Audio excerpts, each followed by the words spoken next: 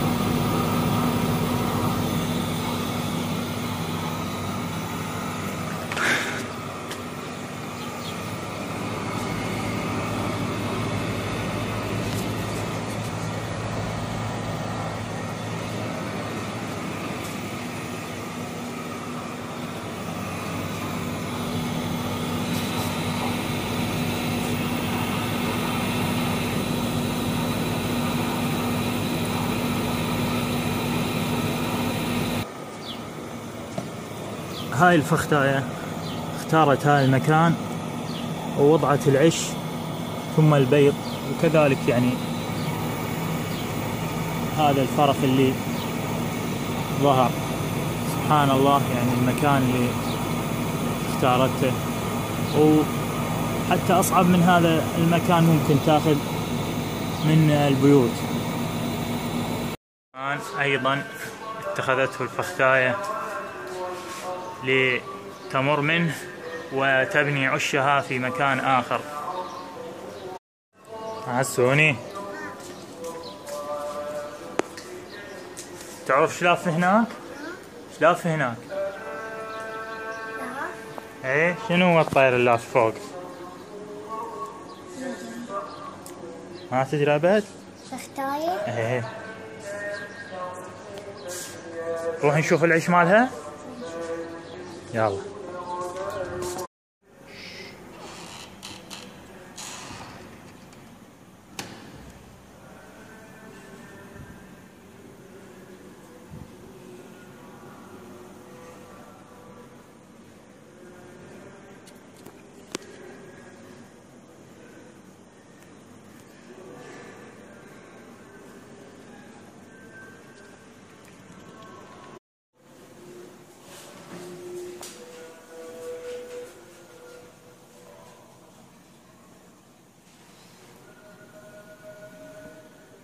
هذا النبيان.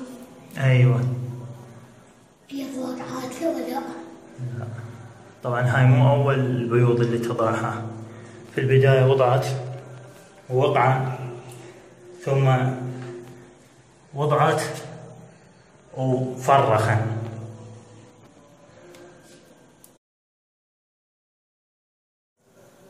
وكبر الفرخ وطار، ثم عادت وبيضت مرة أخرى. وهذا المكان الذي تدخل منه.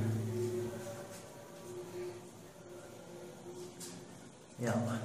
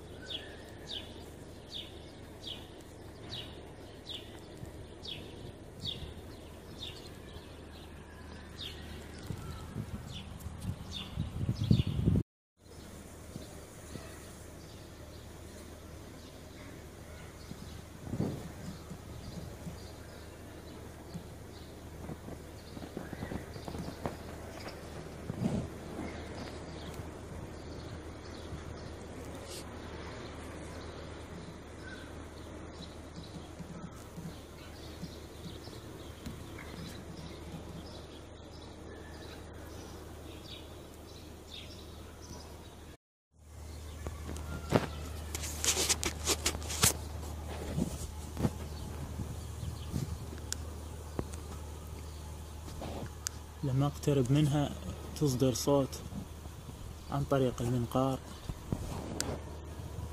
هكذا. طبعا هذا الطائر يضع العش ويضع عيدان العش لمجرد أن يجد مكان مناسب ودون لف العش كما تفعل بعض الطيور. ومن خلال الفضلات تثبت هذه العيدان مع البعض، الفضلات التي ينتجها الطائر يعني يخلفها من الغذاء. أما طريقة إطعام هذا الطائر بفراخه وعن طريق المعروفة بالزق أو الزقوق، ويجمع هذا الطائر الطعام ثم يعود إلى فراخه ويفتح منقاره ثم يدخل الطائر منقاره، هذا الفرخ يدخل منقاره ويستقبل الطعام. وليلا أو حتى بعد أن تفقس البيوض لا تعود الأم أو الأب من هذه الطيور تبيت في عشها، تبيت في مكان آخر ربما قريب يعني من هذا العش، لكنها تترك الفراخ في هذا العش وحدها.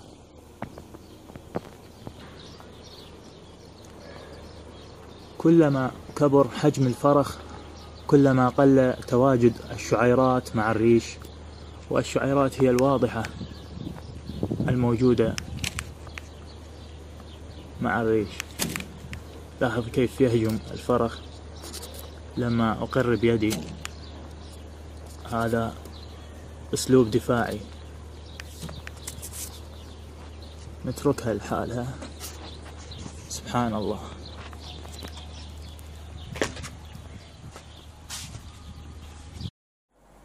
تحية طيبة لمتابعي القناة والمشاهدين، ورمضان مبارك عليكم جميعا، وأكرر شكري لمن يشجعونا على الاستمرار.